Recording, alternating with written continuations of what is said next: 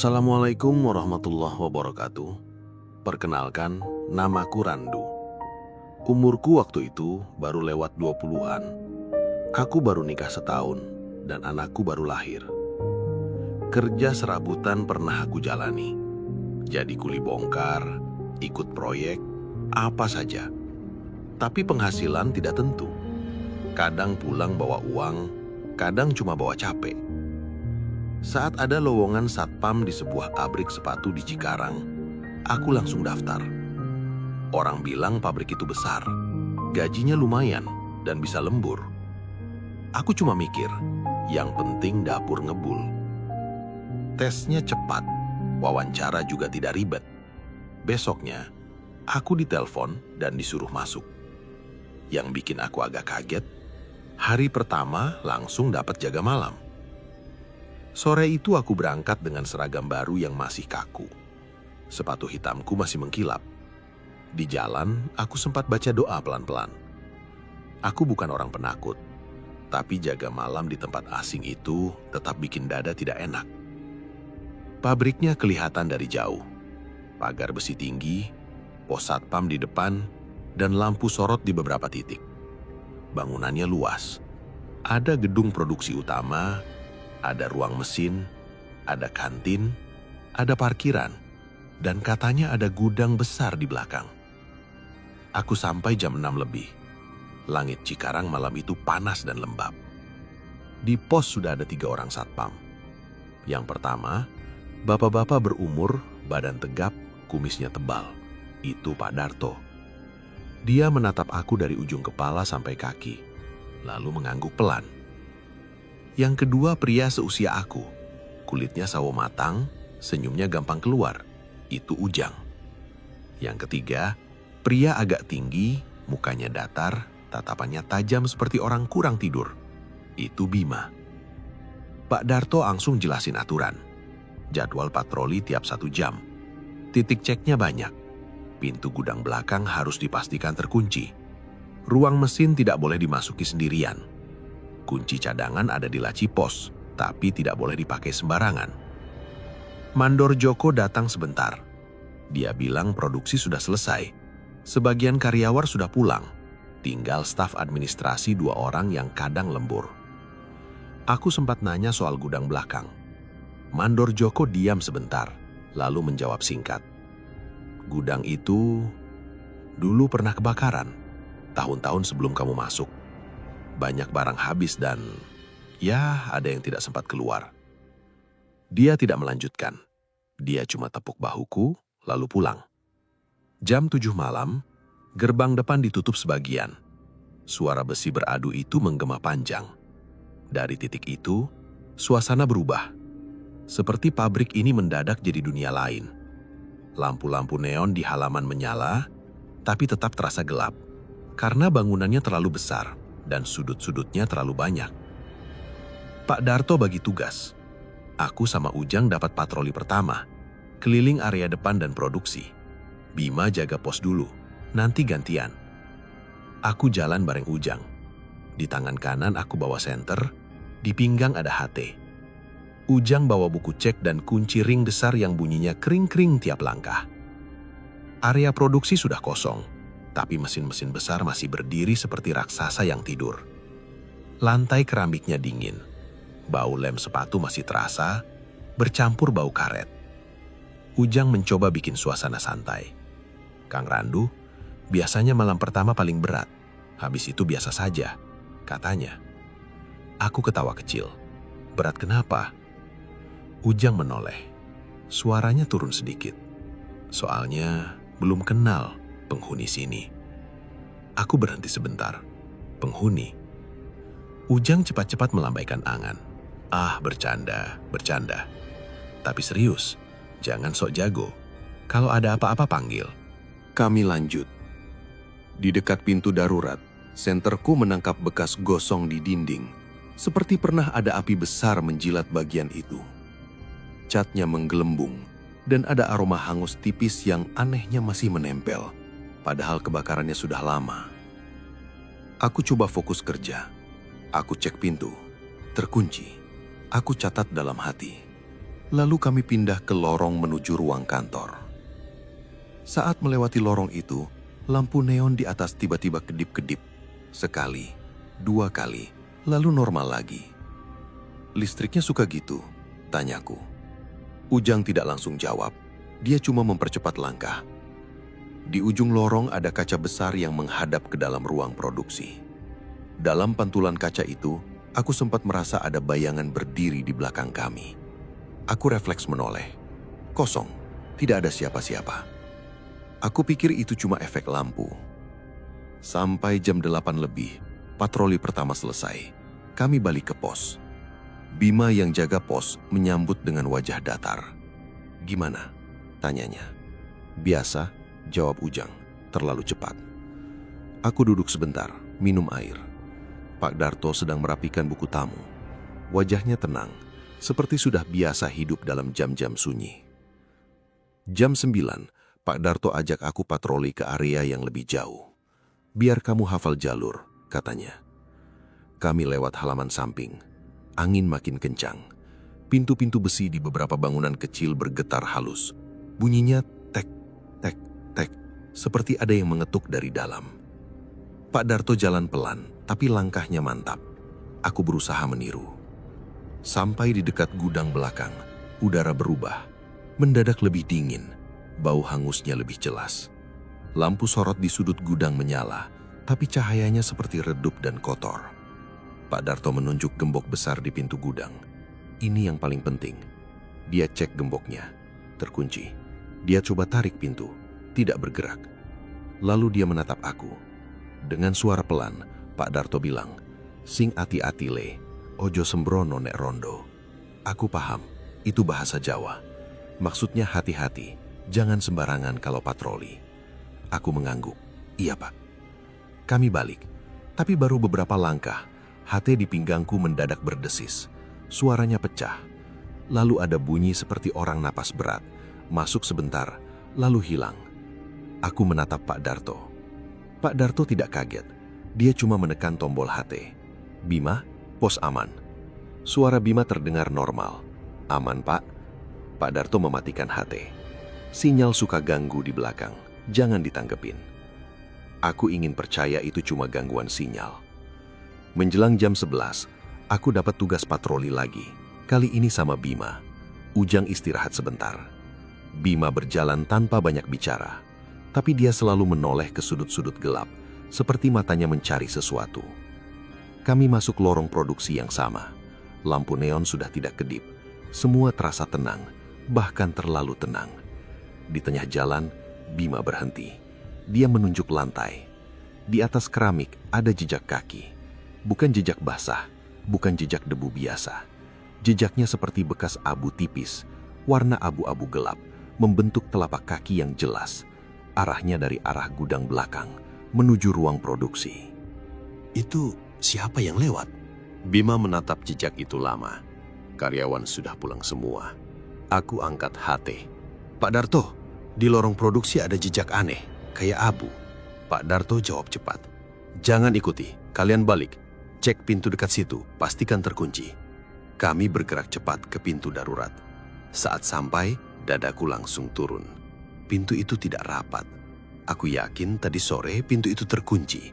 Tapi sekarang celahnya terbuka sedikit, cukup untuk tangan masuk. Bima menatap aku, lalu menempelkan telinganya ke pintu. Wajahnya makin kaku.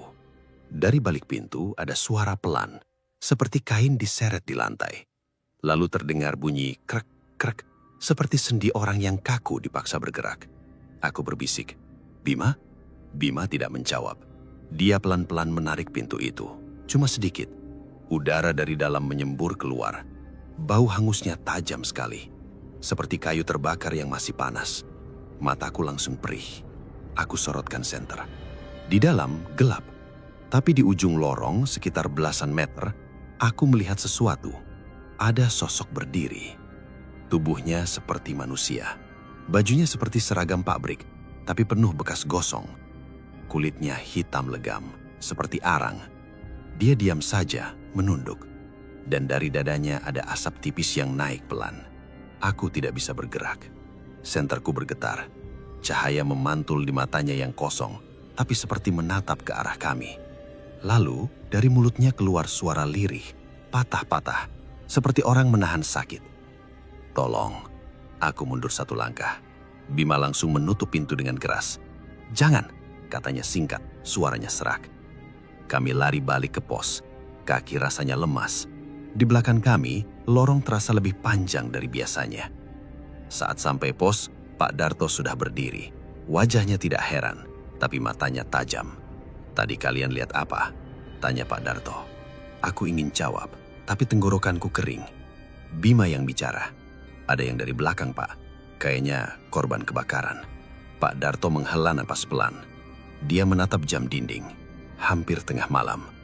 "Ini baru awal. Kalau mau selamat sampai pagi, jangan ada yang sok berani. Mulai sekarang, patroli selalu berdua. Tidak ada yang jalan sendiri." Ujang yang tadi istirahat keluar dari ruang kecil pos. Dia melihat wajahku yang pucat, lalu mendekat. Dengan suara pelan dia bilang, "Aing geus ngomong Kang, tongkat tukang sorangan." Aku hanya bisa mengangguk. Tanganku masih gemetar. Aku kira itu gangguan paling buruk malam itu. Tapi saat aku duduk lagi, dari arah jauh, entah dari ruang mesin atau dari dalam pabrik, terdengar suara tawa berat, pelan, dalam, seperti ada sesuatu yang besar sekali sedang tertawa, tapi ditahan. Lampu pos mendadak meredup sesaat, lalu normal lagi. Aku menatap ke halaman gelap lewat jendela pos. Di kejauhan, dekat bangunan mesin, ada bayangan tinggi berdiri sebentar. Bayangan itu lebih besar dari manusia biasa. Lalu, bayangan itu hilang, seperti ditelan gelap. Dadaku terasa sesak. Aku sadar, malam pertama ini bukan sekedar jaga kerja.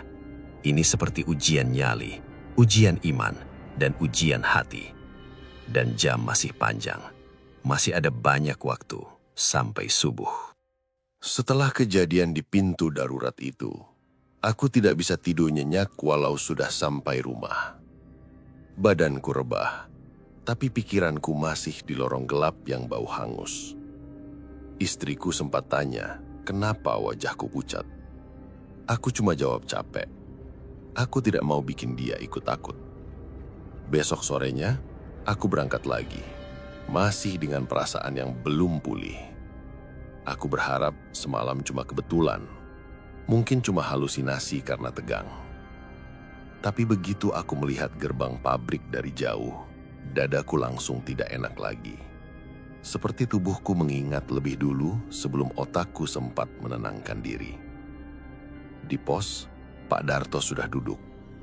Ujang sedang menulis di buku. Bima berdiri di depan papan jadwal merapihkan senter dan HT. Pak Darto bilang malam ini tetap shift malam berempat, tapi ada tambahan tugas. Staf kantor minta penjagaan ekstra di ruang mesin, karena beberapa hari terakhir listrik di area produksi sering turun sendiri. Aku menelan ludah saat dengar kata ruang mesin. "Yang kemarin? Yang bayangan besar itu? Muncul dari arah sana, Pak?" tanyaku. Pak Darto tidak langsung jawab. Dia hanya menatap aku sebentar, lalu berkata, "Yang penting kamu ikuti aturan.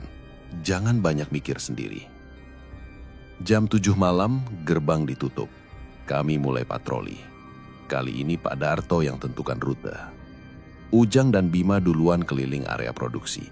Aku diminta ikut Pak Darto ke ruang mesin. Jalan menuju ruang mesin lewat koridor panjang. Dindingnya dipenuhi pipa besar. Ada suara air menetes dari suatu tempat. Tik, tik, tik, teratur, bikin kepala makin berat. Di depan pintu ruang mesin ada papan peringatan. Tulisan dilarang masuk tanpa izin. Pintu besinya tebal, catnya sudah kusam. Pak Darto membuka pintu pelan. Begitu terbuka, panas langsung menyergap. Udara di dalam terasa berat, campuran oli, besi, dan sesuatu yang amis. Mesin-mesin besar berdiri rapat. Ada generator, panel listrik, dan beberapa kompresor. Walau sebagian mati, tetap terdengar dengung halus dari mesin tertentu yang masih standby. Lampu di langit-langit kuning redup.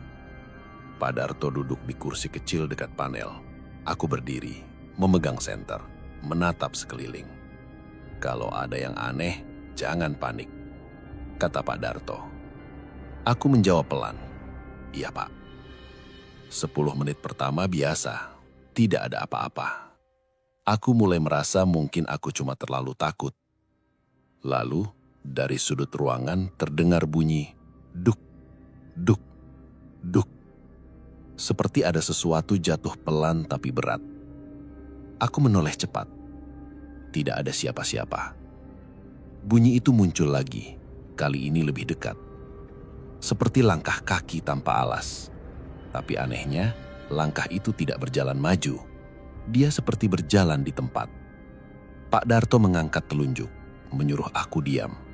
Dari sela mesin kompresor, ada suara nafas berat. Seperti orang besar yang sedang menahan marah.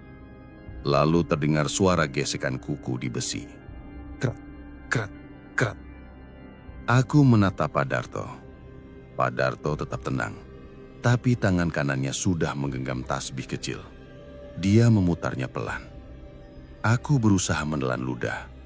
Tenggorokanku kering. Mendadak, panel listrik di depan kami bunyi ceklek.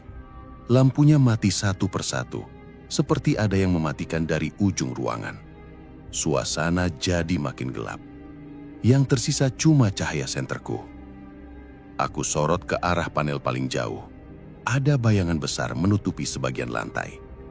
Bayangan itu bergerak pelan, tapi tidak terlihat sumbernya. Aku ingin mundur, tapi kaki rasanya berat. Tiba-tiba, dari atas mesin generator, ada sesuatu jatuh. Brak! Aku refleks menyorot senter. Yang jatuh itu bukan baut, bukan alat. Itu helm proyek, gosong di pinggirnya, seperti pernah terbakar. Helm itu menggelinding pelan sampai berhenti dekat sepatu Pak Darto. Pak Darto menatap helm itu lama. Lalu dia berkata, suaranya rendah, "Jangan sentuh." Aku mengangguk cepat. Tapi saat aku mundur setengah langkah, aku merasakan ada hembusan nafas di belakang leherku. Panas, bau hangus, seperti orang yang wajarnya terlalu dekat. Aku membeku. Pelan-pelan aku menoleh. Di belakangku berdiri sosok tinggi besar, hampir menyentuh pipa atas. Badannya hitam, rambutnya panjang kusut, matanya merah redup seperti bara. Mulutnya lebar dan giginya tidak rapi. Tangannya besar, kukunya panjang, hitam, dan kotor. Itu bukan manusia. Aku tidak bisa teriak. Suaraku seperti terkunci. Sosok itu menunduk pelan. Wajahnya mendekat ke telingaku. Lalu berbisik dengan suara berat, seperti berasal dari dada. "Jaga, sini, milik aku." Aku gemetar. Aku ingin lari, tapi tubuhku tidak mau bergerak. Seperti ada tekanan menahan seluruh badan. Pak Darto berdiri tiba-tiba. Dia menghadap ke arahku, tapi matanya tidak melihat aku. Matanya menatap sosok di belakangku. Pak Darto berkata tegas, "Pergi, jangan ganggu anak baru." Sosok itu tertawa pelan. Seperti suara besi digesek. Lampu ruangan mendadak mati total. Gelap pekat. Hanya ada suara nafas berat di dekatku. Di kegelapan itu, Pak Darto membaca doa cepat, lirih tapi jelas. Aku ikut membaca sebisaku. Aku tidak mau kalah oleh takut. Beberapa detik kemudian, lampu menyala lagi. Ruang mesin terang redup seperti tadi. Aku menoleh ke belakang. Kosong. Tidak ada siapa-siapa. Pak Darto menatap aku. "Kamu kuat?" Aku menarik napas panjang. "Saya masih bisa, Pak." Pak Darto mengangguk. "Kalau gitu, kita keluar." Kami keluar dari ruang mesin. Begitu pintu tertutup, aku baru sadar bajuku basah oleh keringat dingin. Kami balik ke pos. Ujang dan Bima sudah di sana. Wajah Ujang juga tidak enak, seperti habis melihat sesuatu. "Lu kenapa?" tanya Ujang. Aku belum sempat jawab. Bima memotong. "Tadi di lorong produksi ada langkah kaki, tapi jalannya terbalik." Aku menatap Bima. Terbalik, Bima mengangguk. Jejaknya mengarah ke depan, tapi suara langkahnya seperti mundur. Dan yang lebih aneh, langkah itu berhenti tepat di depan kaca besar. Ujang menyambung, suaranya pelan. Di kaca itu, saya lihat orang berdiri di belakang saya. Tapi pas saya balik, kosong. Pas saya lihat lagi ke kaca, dia makin dekat. Aku merinding lagi. Pak Darto menyuruh kami duduk. Dia menggambar rute patroli di kertas. Dia membagi area. Katanya malam ini jangan ada yang lewat lorong produksi sendirian. Jika dengar suara, jangan dikejar. Jika lihat penampakan, jangan menantang. Jam 1 malam, telepon pos berdering. Bu Rini dari kantor. Suaranya gemetar. "Pak, tolong Pak, di kantor ada bau hangus, padahal kami cuma berdua, lampu kedip-kedip." Pak Darto menjawab tegas, "Tutup pintu kantor, jangan keluar, kami ke sana." Kami berempat bergerak. Koridor menuju kantor terasa lebih gelap dari biasanya. Lampu di beberapa titik mati, senter jadi andalan. Saat kami mendekati kantor, bau hangus benar-benar kuat, seperti ada kain terbakar. Bu Rini membuka pintu sedikit, wajahnya pucat. "Pak, itu di dalam toilet kantor ada suara orang nangis." Pak Darto memberi isyarat. Aku dan Bima ikut masuk. Ujang jaga pintu bersama Bu Rini. Kami berjalan pelan menuju toilet. Pintunya setengah terbuka. Dari dalam terdengar suara isak tangis pelan, tersendat, seperti orang kesakitan. Aku menahan napas. Bima mendorong pintu toilet dengan ujung senter. Di dalam, tidak ada siapa-siapa. Tapi cermin di atas wastafel penuh embun, padahal ruangan kering. Di embun itu, ada bekas jari menulis satu kata. Pulang. Aku terdiam. Dadaku makin sesak. Tiba-tiba dari balik bilik toilet paling ujung, terdengar bunyi gedebuk. Seperti ada tubuh jatuh. Bima langsung menyorot senter ke sana. Bilik itu tertutup. Pak Darto maju dan berkata pelan tapi tegas. "Kalau kamu mau ganggu, jangan di sini. Jangan ganggu orang kerja." Isak tangis itu berhenti mendadak. Sunyi. Lalu terdengar satu kalimat. Suara perempuan, serak, seperti tenggorokan terbakar. "Aku belum pulang." Bulu kuduku berdiri. Aku merasa lututku lemas. Pak Darto tidak membuka bilik itu. Dia justru menarik kami mundur pelan. Keluar. Kami keluar dari kantor dengan langkah cepat. Bu Rini hampir menangis. Pak Darto menyuruh dia pulang sekarang juga. Tidak usah lembur. Malam itu terlalu berat. Kami kembali ke pos. Tapi di tengah jalan, saat lewat dekat lorong produksi, aku melihat sesuatu di lantai. Jejak abu lagi. Tapi kali ini jejaknya mengarah ke pos. Dan di ujung jejak itu, tepat di depan pintu pos, ada bekas telapak tangan. Hitam. Seperti tangan yang baru keluar dari api. Aku menatap bekas itu lama. Rasanya seperti pesan. Mereka sudah tahu kami ada di sini. Mereka mulai mendekat. Pak Darto menatap kami bertiga. Malam berikutnya, gangguannya bisa lebih parah. Kamu, Randu, jangan pernah jawab kalau ada yang memanggil namamu dari dalam pabrik. Aku mengangguk, walau jantungku rasanya mau lepas. Karena aku sadar, sampai titik itu, aku belum pernah dengar suara memanggil namaku. Tapi setelah malam kedua ini, aku yakin itu cuma soal waktu. Aku pulang dari shift malam kedua seperti orang habis sakit. Badan panas dingin, kepala berat. Tapi aku tetap berangkat lagi ke pabrik karena aku butuh kerja itu. Aku cuma bawa satu tekad. Malam ini, aku harus lebih kuat. Sebelum berangkat, aku sempat wudhu. Aku cium kening anakku yang masih bayi, lalu aku pamit sama istriku. Aku bilang, doain aku ya. Istriku cuma mengangguk, tapi matanya jelas khawatir. Di perjalanan menuju Cikarang, aku mencoba menenangkan pikiran. Aku bilang ke diri sendiri, ini cuma gangguan. Aku jangan kalah. Yang penting, aku tidak melanggar aturan. Sampai di pos, suasana sudah tidak santai lagi. Pak Darto duduk diam. Ujang tidak banyak bercanda. Bima malah seperti kurang tidur, matanya cekung. Pak Darto langsung bicara pelan tapi tegas. Malam ini, kamu jangan lepas dari kami. Kalau dengar ada yang manggil, jangan jawab. Jangan nengok kalau panggilannya dari tempat gelap. Aku mengangguk. Ujang menambahkan, suaranya pelan. Kang Randu, mun aya nu nyauran ti jero, tong dibales. Sumpah, tong. Aku paham itu maksudnya. Kalau ada yang memanggil dari dalam, jangan dibalas. Jam 7 lewat, gerbang ditutup lagi. Bunyi besinya tetap sama, tapi entah kenapa, bunyi itu tiap malam seperti makin berat di telinga. Patroli pertama kami lewat area produksi dan kantor. Bu Rini tidak lembur malam itu. Kantor gelap, aman, pintu terkunci.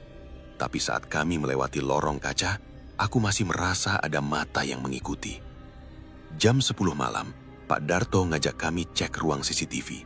Ruangan itu kecil, ada kipas angin, ada meja, dan ada monitor-monitor lama yang menampilkan sudut pabrik. Bima duduk di depan monitor. Ujang berdiri di belakangnya. Aku di samping Pak Darto. Monitor pertama menampilkan gerbang depan. Kosong. Monitor kedua menampilkan parkiran. Kosong. Monitor ketiga menampilkan lorong produksi. Lalu Bima menunjuk monitor lorong produksi itu. Di layar, terlihat ada orang berjalan pelan, pakai seragam pabrik, tapi gerakannya patah-patah, seperti rekaman yang tersendat. Kulitnya gelap, kepala menunduk. Aku membeku. Padahal di luar sana, lorong produksi harusnya kosong. Ujang menelan ludah. Itu siapa, Pak? Pak Darto mendekat, tatapannya keras.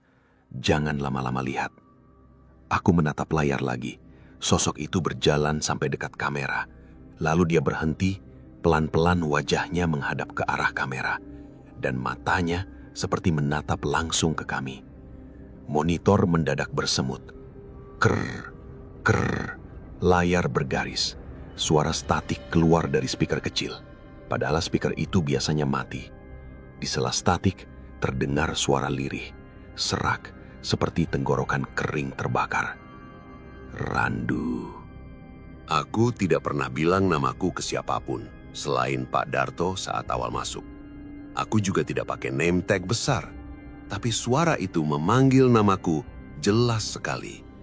Aku refleks ingin menjawab. Lidahku hampir bergerak. Pak Darto langsung menahan bahuku. Kuat. Lalu dia berbisik. Aja dijawab, Le. Aku menutup mulut. Aku tarik napas pelan. Aku menahan diri sekuat mungkin. Ujang menatap aku. Wajahnya pucat. Kang, eta nyaho ngaran anjen. Bima mematikan monitor satu, lalu mematikan monitor yang lain. Ruangan mendadak gelap, cuma lampu kecil yang masih nyala. Pak Darto menyuruh kami keluar dari ruang CCTV. Katanya itu cuma bikin mental drop. Kami kembali patroli. Jam 11 lebih, kami sampai dekat ruang mesin. Pak Darto ingin pastikan panel listrik aman. Begitu pintu ruang mesin dibuka, bau oli dan besi menyambut. Tapi malam itu ada tambahan bau lain. Bau hangus, tipis, tapi jelas. Kami belum sempat masuk jauh, tiba-tiba siren kebakaran berbunyi. Nin, nin, nin. Suara itu memekakkan telinga. Lampu merah di lorong menyala berkelip. Di beberapa titik, alarm kecil ikut bunyi. Aku terpaku. Aku langsung ingat cerita kebakaran dulu. Pak Darto teriak, Bima, cek panel alarm. Ujang, ikut aku ke belakang. Randu, jangan lepas dari Ujang. Kami bergerak cepat. Kami lari ke arah gudang belakang. Lorong-lorong panjang terasa seperti tidak ada ujungnya. Alarm terus meraung. Begitu kami mendekati pintu gudang belakang, udara berubah jadi dingin banget. Bau hangusnya menampar muka. Dan yang bikin kami langsung lemas, pintu gudang itu terbuka sedikit. Padahal, gemboknya tadi sore Aku lihat masih terpasang. Ujang menahan langkah. Suaranya gemetar. "Kang, pantona kabuka." Aku merapat ke sampingnya. Pak Darto datang dari belakang. Dia mengangkat senter, menyorot celah pintu. Dari dalam gudang, keluar asap tipis. Bukan asap tebal.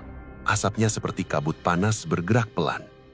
Alarm masih bunyi, tapi anehnya, tidak ada api, tidak ada cahaya merah dari dalam. Yang ada cuma gelap dan bau gosong. Pak Darto tidak langsung masuk. Dia mengeluarkan kunci ring dan mencoba mendorong pintu sedikit lebih lebar dengan sangat hati-hati. Begitu pintu terbuka, suara alarm mendadak berhenti. Sunyi. Sunyi yang bikin telinga berdenging. Aku menyorot senter ke lantai gudang. Di lantai itu ada jejak kaki abu.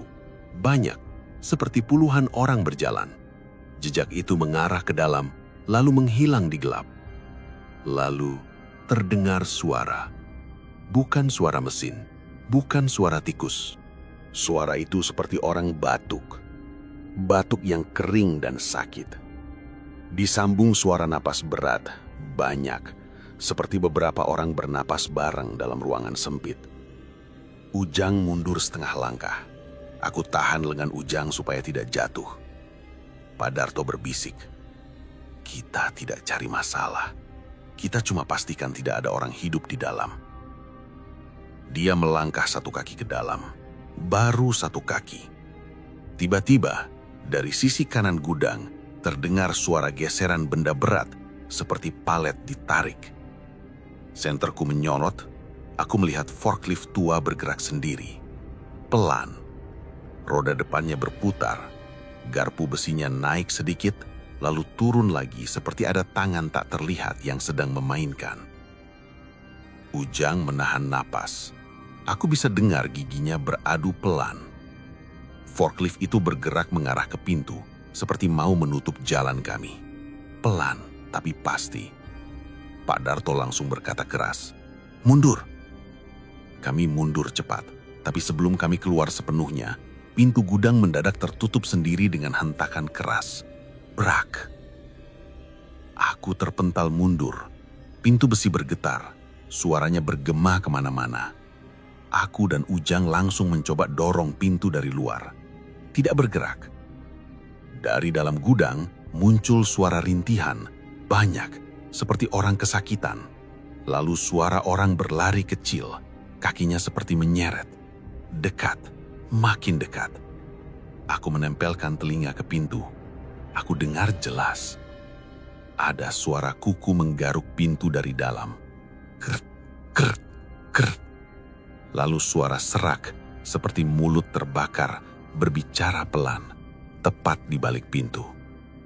"Randu, buka."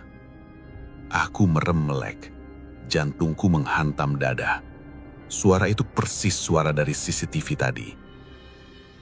Tanganku refleks ingin memutar gagang pintu. Pak Darto menepis tanganku cepat. "Jangan, itu bukan orang." Aku gemetar, napasku pendek-pendek. Di saat itu, dari ujung lorong dekat ruang mesin, terdengar tawa berat lagi. Tawa yang aku dengar di malam pertama. Bedanya, sekarang lebih dekat dan lebih jelas.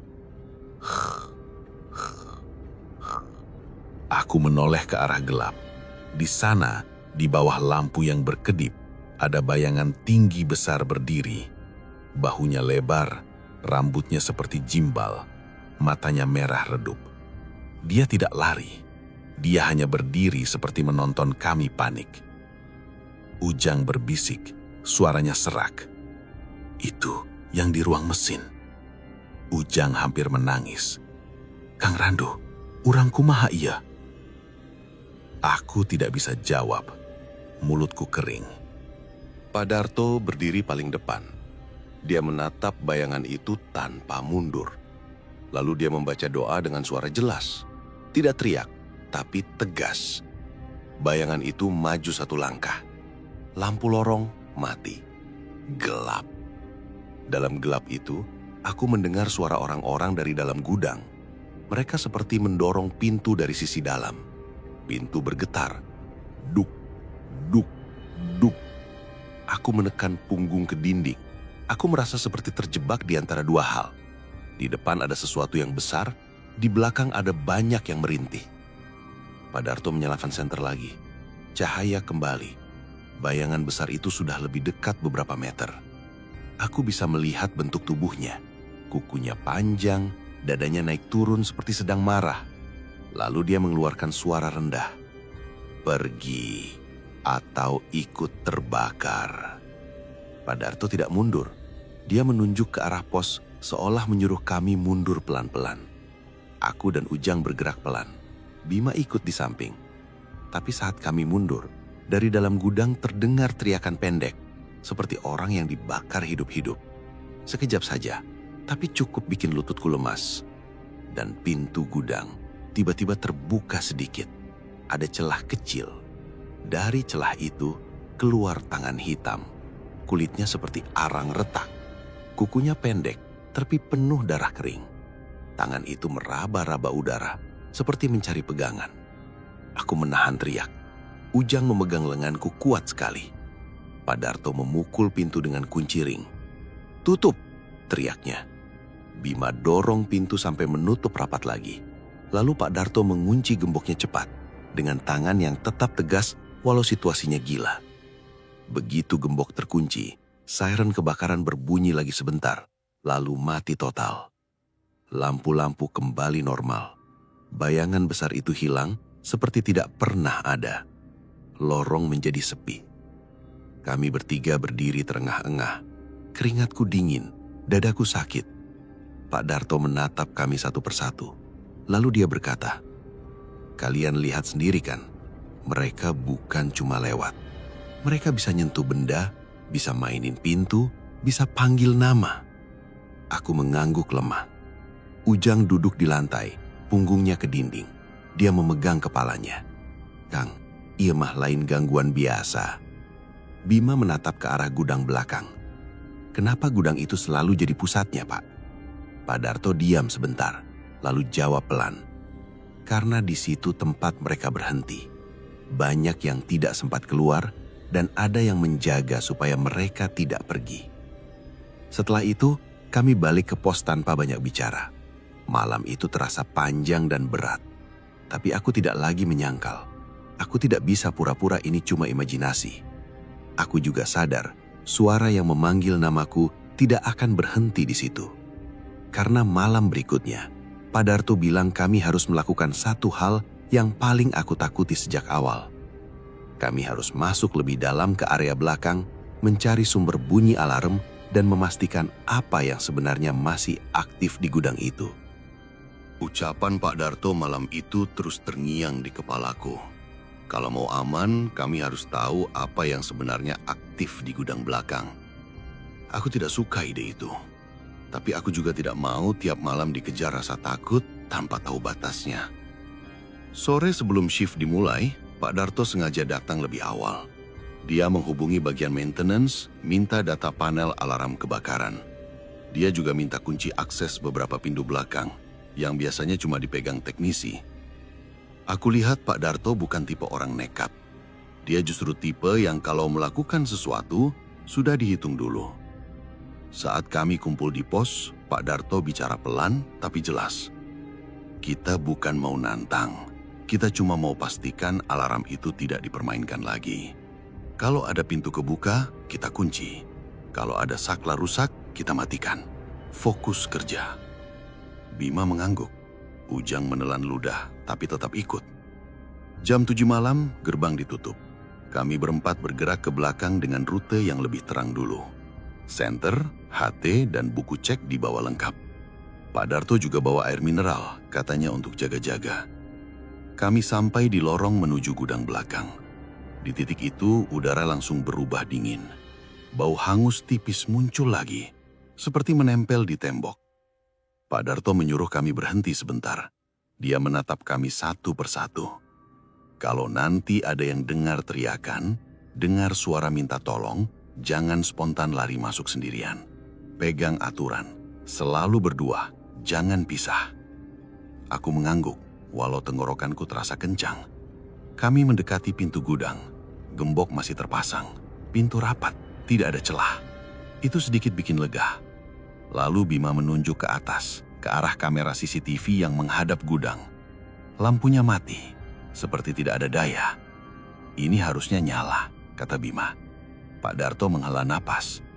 Berarti benar, ada yang mainin listrik di area sini. Kami lanjut ke ruang panel alarm kebakaran yang letaknya tidak jauh dari gudang. Ruangan kecil, pintunya besi. Pak Darto buka dengan kunci. Begitu pintu terbuka, bau kabel dan debu menyambut. Di dalam ada panel alarm tua. Lampu indikatornya menyala, tapi redup. Ada beberapa saklar manual, ada tombol reset, dan ada catatan maintenance yang ditempel di dinding. Pak Darto minta Bima cek panel. Bima paham dasar listrik, karena dulu pernah kerja di bengkel. Bima jongkok di depan panel. Dia menatap lama. Lalu dia berkata, "Pak, ini ada jalur yang kayaknya korslet sering. Tapi anehnya, sekrupnya longgar seperti sering dibuka." Ujang mendekat pelan. "Siapa yang suka buka?" Pak Darto menjawab singkat, "Itu yang mau kita cari. Bisa orang, bisa juga bukan orang." Aku menelan ludah. Bima mencoba mengencangkan sekrup. Saat obengnya menyentuh bagian bawah panel, terdengar bunyi ting kecil, seperti logam ketuk logam. Dan saat itu juga, dari luar ruangan, terdengar bunyi langkah kaki cepat, lari kecil, banyak, seperti rombongan orang berlarian di lorong. Ujang langsung menoleh ke pintu. Wajahnya pucat. "Itu siapa?" Aku pegang hati. "Pak Darto, ada orang lari di luar." Pak Darto mematikan senter sejenak, lalu menyalakan lagi, seolah memastikan ini nyata. Langkah kaki itu makin dekat, lalu berhenti tepat di depan pintu ruangan panel. Hening. Tiba-tiba, pintu bergetar, pelan, seperti ada yang menyandarkan badan di luar. Lalu terdengar suara batu kering, serak, seperti paru-paru yang sudah rusak. Aku merinding. Bima berhenti bergerak. Ujang menutup mulutnya. Pak Darto berdiri, lalu berkata tegas ke arah pintu. "Kalau kamu bukan orang jaga, jangan ganggu." Balasan dari luar bukan kata-kata. Yang terdengar justru bunyi kuku menggaruk besi. Krek. Pelan, tapi jelas. Aku menatap Pak Darto. Pak Darto memberi isyarat dengan tangannya. Suruh kami tetap di dalam, jangan buka pintu. Garukan itu berhenti.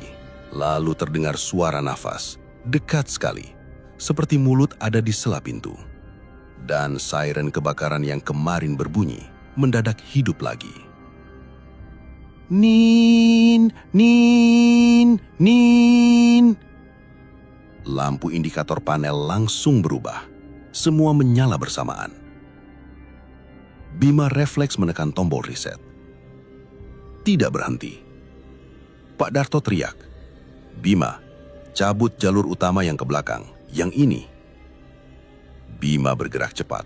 Dia membuka cover kecil, lalu memutus salah satu jalur. Tangannya gemetar, tapi dia berani. Begitu jalur itu putus, siren berhenti mendadak. Sunyi lagi. Tapi sunyi itu cuma sebentar, karena dari luar tiba-tiba terdengar suara lain.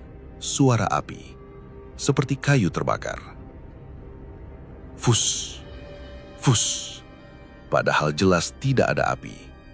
Aku mulai mencium bau hangus yang kuat, seperti kebakaran beneran. Ujang panik. "Pak, baunya kuat banget." Pak Darto membuka pintu sedikit, hanya untuk mengintip. Aku ikut menyorot senter dari belakangnya. Di lorong, tidak ada api. Tapi di ujung lorong, arah menuju gudang, terlihat kabut tipis yang bergerak seperti asap. Di balik asap itu, ada bayangan-bayangan manusia. Mereka berdiri berderet, seragam pabrik. Tubuhnya hitam gosong. Ada yang kepalanya miring seperti patah. Ada yang tangannya menggenggam sesuatu seperti kotak sepatu, tapi kotaknya hangus. Salah satu dari mereka mengangkat wajah.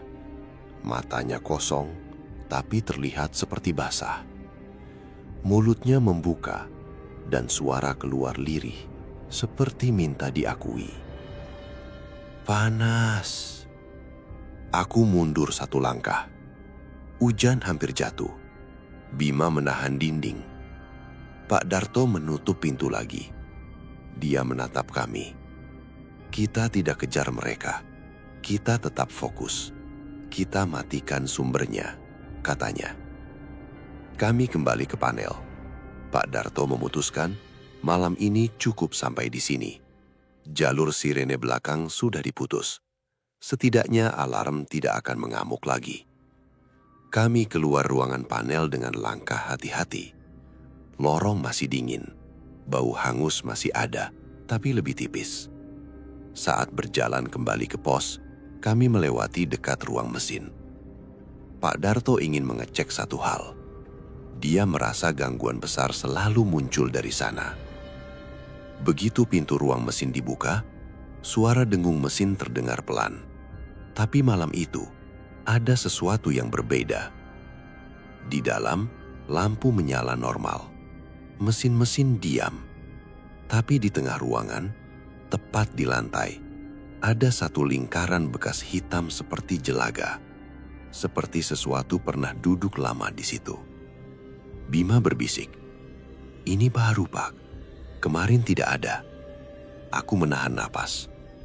Ujang menunjuk ke sudut ruangan, dekat kompresor. Ada bekas goresan di besi, panjang-panjang, seperti bekas kuku diseret. Pak Darto menutup mata sebentar, lalu berbisik doa. Setelah itu dia menatap kami. Yang besar itu tidak suka kalau kita ganggu area belakang. Dia seperti penjaga. Malam ini kita tidak lama-lama. Kami keluar. Baru 2 langkah dari pintu ruang mesin, tiba-tiba terdengar suara dari dalam ruangan. Pelan tapi jelas. Itu suara istriku. "Mas, pulang. Aku takut." Tubuhku langsung kaku. Itu bukan suara mirip. Itu sama. Cara bicara, napas, bahkan jedanya. Ujang menahan lenganku keras. Dia berbisik cepat. "Kang, ulah." Pak Darto menatapku tajam. "Jangan menoleh." Aku menutup mata. Aku baca doa pelan, sekuat yang aku bisa. Aku tahan air mata yang hampir keluar. Karena di momen itu, aku sadar mereka bisa pakai apa saja untuk menjatuhkan aku. Suara itu berubah, jadi lebih serak, lebih berat. "Randu, masuk." Aku tidak jawab. Aku tidak menoleh. Kami berjalan cepat ke pos. Begitu sampai, aku duduk dan napasku tersengal-sengal. Tanganku dingin seperti es. Pak Darto menatap kami bertiga. Suaranya pelan tapi tegas. "Malam besok, kita harus bereskan satu hal. Kita tidak bisa cuma putus kabel. Kita harus minta izin manajemen dan panggil orang yang paham doa khusus. Kalau tidak, Randu bisa jadi sasaran utama terus." Aku menelan ludah. Aku paham maksudnya. Dan jujur, aku juga tahu, aku tidak akan kuat kalau ini dibiarkan berlarut-larut. Siang sebelum shift, Pak Darto akhirnya bicara ke kepala keamanan. Dia jelaskan soal alarm yang hidup sendiri, CCTV yang kacau, dan kondisi gudang belakang yang berbahaya untuk patroli. Anehnya, kepala keamanan tidak kaget. Wajahnya seperti orang yang sudah lama menahan sesuatu. Dia cuma bilang, "Saya kasih izin, tapi jangan bikin heboh. Jangan sampai karyawan siang tahu." Sore itu Pak Darto menghubungi seorang ustadz yang tinggal tidak jauh dari area pabrik. Ustadz itu bukan orang yang suka pamer. Pakaiannya sederhana, wajahnya tenang. Dia datang sekitar jam 8 malam, ditemani satu orang yang lebih muda, mungkin muridnya. Begitu ustadz itu masuk pos, suasana seperti sedikit lebih ringan. Aku tidak tahu kenapa, tapi rasanya ada pegangan. Pak Darto menjelaskan singkat. Ustadz itu mendengarkan tanpa memotong. Setelah itu, dia meminta kami siapkan air minum dan kalau bisa air untuk dibasuhkan. Dia juga meminta kami jangan bicara kasar, jangan menantang, dan jangan panik. Ustadz itu lalu berkata pelan, "Kita mulai dari pos. Ini tempat kalian berlindung. Kalau tempat ini diganggu, mental kalian runtuh." Kami duduk. Ustadz mulai membaca ayat-ayat dengan suara jelas. Tidak teriak, tidak dibuat-buat, tapi terasa tegas. Awalnya biasa saja. Lalu kipas angin pos yang tadi berputar pelan mendadak berhenti. Lampu pos berkedip satu kali dan suhu ruangan turun. Aku merinding. Ujang menatap aku, bibirnya gemetar. Dia berbisik pelan, "Kang, asa tiis bisan." Ustadz tidak berhenti. Dia lanjut membaca. Beberapa menit kemudian, suara ketukan terdengar dari jendela pos. Tok, tok, tok. Pelan, tapi teratur. Padahal di luar gelap, halaman kosong. Ustadz menoleh sebentar ke arah jendela, lalu kembali fokus. Ketukan itu berubah jadi garukan. Pelan, panjang, seperti kuku lewat kaca. Aku ingin menutup telinga, tapi aku tahan. Pak Darto duduk paling dekat pintu, tangannya memegang tasbih, wajahnya tegang, tapi tidak goyah. Ustadz berhenti sejenak lalu berkata kepada kami, "Setelah ini kita ke belakang, tapi ingat, kalian jangan ikut emosi." Kami bergerak sekitar jam 10 malam. Ustadz berjalan di depan, membawa air yang sudah dibacakan doa. Kami berempat mengikutinya. Ustadz muda di belakang membawa tas kecil. Kami melewati lorong produksi. Di kaca besar, aku sempat melihat pantulan sesuatu berdiri jauh di belakang kami. Tapi aku tidak berani menatap lama. Sampai dekat gudang belakang, udara kembali dingin. Bau hangus tipis muncul. Pintu gudang masih terkunci dengan gembok. Ustadz berdiri di depan pintu. Dia menempelkan tangan ke besi pintu, lalu membaca pelan. Tiba-tiba, dari dalam gudang terdengar suara rintihan. Banyak. Seperti orang menahan sakit bertahun-tahun. Ujang memegang lenganku kuat. "Kang, dengar tuh?" Aku mengangguk pelan. Ustadz berkata, suaranya tetap tenang. "Mereka minta didoakan, tapi ada yang menahan." Pak Darto membuka gembok dengan tangan gemetar, tapi tetap jalan. Pintu gudang dibuka perlahan. Begitu pintu terbuka, bau hangus menyengat. Aku hampir muntah. Asap tipis seperti kabut keluar pelan. Ustadz melangkah satu langkah masuk. Dia tidak jauh-jauh, hanya di ambang pintu. Di lantai gudang, jejak abu terlihat lagi, lebih banyak dari sebelumnya. Jejak itu seperti membentuk jalur menuju bagian tengah. Lalu suara batuk serak muncul dari dalam, disusul suara orang menangis pelan.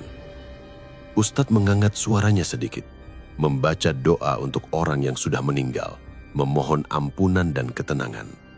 Dia juga menyebut, kalau memang ada yang wafat di sini, kami minta izin untuk mendoakan, bukan untuk mengusik.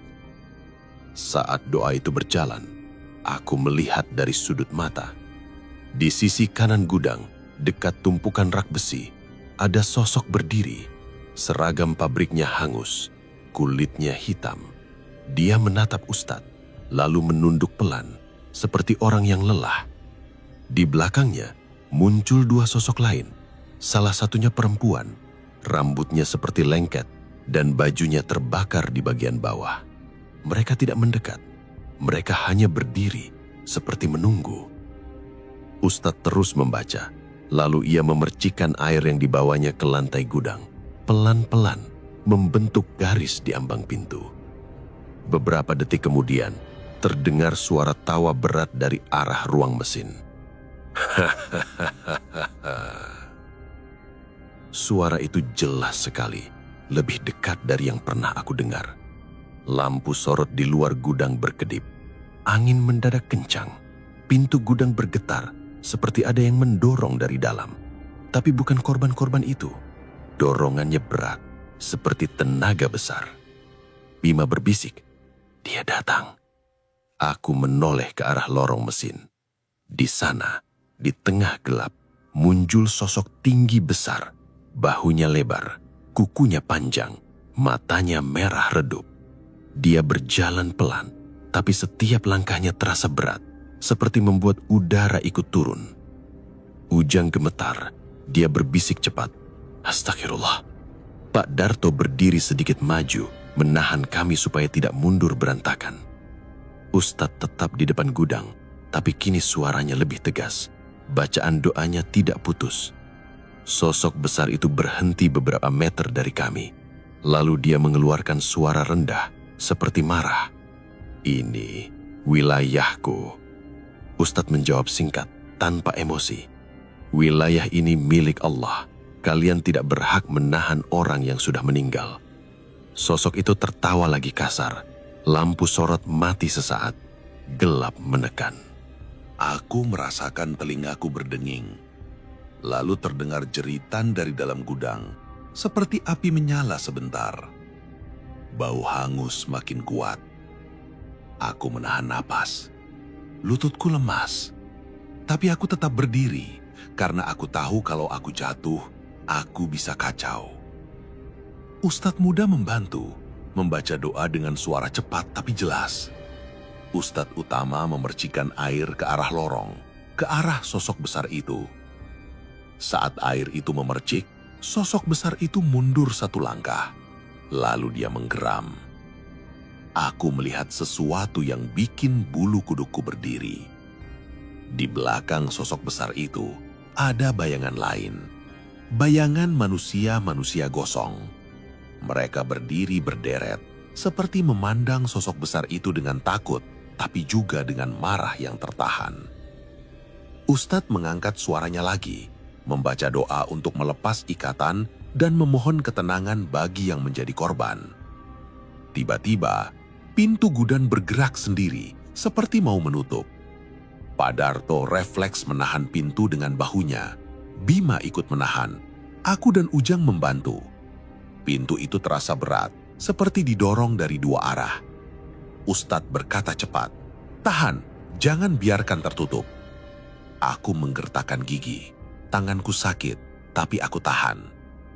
Di tengah dorong-mendorong itu, sosok besar itu maju cepat satu langkah, lalu mengangkat tangannya seperti mau menyambar. Aku menutup mata refleks, tapi sebelum tangannya sampai, terdengar suara azan dari kejauhan. Masih samar, tapi jelas. Mungkin dari musola kecil di sekitar pabrik, karena sudah mendekati waktu subuh. Allahu Akbar. Sosok besar itu seperti tersentak. Dia berhenti, matanya menyipit, napasnya berat. Ustadz tidak menyia-nyiakan momen. Dia membaca lebih tegas, lalu memercikan air lagi, kali ini ke tanah di depan sosok itu. Sosok besar itu mundur dua langkah, tawa beratnya hilang. Dia menggeram pelan, lalu bayangannya memudar, seperti ditarik gelap. Di saat yang sama, sosok-sosok gosong di belakangnya perlahan menunduk. Aku melihat salah satu dari mereka, perempuan, seperti mengangkat tangan sebentar, lalu menghilang perlahan, satu persatu, seperti kabut yang menipis. Bau hangus juga pelan-pelan berkurang. Pintu gudang yang tadinya seperti didorong, mendadak ringan. Kami bisa menutupnya pelan, tanpa perlawanan. Ustadz menyuruh Pak Darto mengunci kembali gemboknya. Setelah terkunci, Ustadz menempelkan tangannya ke pintu, membaca doa penutup. Saat semua selesai, kami berjalan kembali ke pos. Langkah kami lemah, tapi rasanya seperti baru keluar dari tekanan besar. Di pos, Ustadz menatap aku. "Kamu yang paling sering dipanggil ya?" Aku mengangguk. Ustadz berkata, "Karena kamu baru, dan kamu sempat ragu. Mereka suka orang yang ragu. Tapi kamu sudah menahan diri. Itu yang menyelamatkan kamu." Pak Darto mengucapkan terima kasih. Ujang dan Bima juga. Ustadz hanya mengangguk, lalu berpesan, "Kalau manajemen punya hati, mereka harus bikin doa bersama untuk para korban.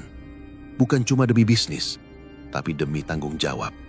Kalau tempat tragedi ditutup rapat tanpa doa, gangguan biasanya panjang." Subuh itu, saat aku pulang, aku merasa badan remuk, tapi dadaku lebih lega daripada malam-malam sebelumnya. Aku tahu Masalah itu tidak langsung hilang total. Tapi setidaknya ada batas yang sudah dipasang. Ada doa yang sudah dikirim. Ada keberanian yang akhirnya tumbuh. Bukan karena sok kuat, tapi karena sadar harus bersandar pada Tuhan. Beberapa minggu setelah kejadian itu, aku mengajukan pindah ke shift siang. Manajemen mengizinkan. Aku tidak malu mengaku, aku tidak sanggup jaga malam lagi di area belakang. Pak Darto tetap bertahan sampai pensiun. Ujang akhirnya keluar setahun kemudian. Bima masih kerja, tapi katanya tidak pernah lagi melihat gudang terbuka sendiri seperti malam itu. Aku sendiri, sampai sekarang, kalau mencium bau hangus tiba-tiba di tempat sepi, kepalaku langsung mengingat Cikarang tahun 2005 dan suara yang memanggil namaku dari layar CCTV. Dari semua yang aku alami, aku belajar satu hal yang paling penting. Di tempat kerja, kita bukan cuma berhadapan dengan tugas dan jam kerja. Kadang ada sejarah yang tidak selesai. Ada tragedi yang ditutup rapat, lalu meninggalkan luka. Kalau manusia lupa mendoakan, lupa menghargai nyawa yang pernah hilang, biasanya ada cara lain yang membuat kita diingatkan. Aku bersyukur Allah masih melindungi aku. Aku masih bisa pulang, masih bisa memeluk istri dan anakku. Semoga siapapun yang pernah jadi korban kebakaran di sana, Allah ampuni dosanya. Allah lapangkan kuburnya, dan Allah berikan ketenangan. Amin. Wassalamualaikum warahmatullahi wabarakatuh. Kalau kamu punya pengalaman jaga malam, atau pernah ngalamin hal yang bikin merinding di tempat kerja, tulis aja di komentar. Jangan lupa juga dukung channel ini dengan like dan subscribe, supaya aku semangat berbagi kisah-kisah berikutnya.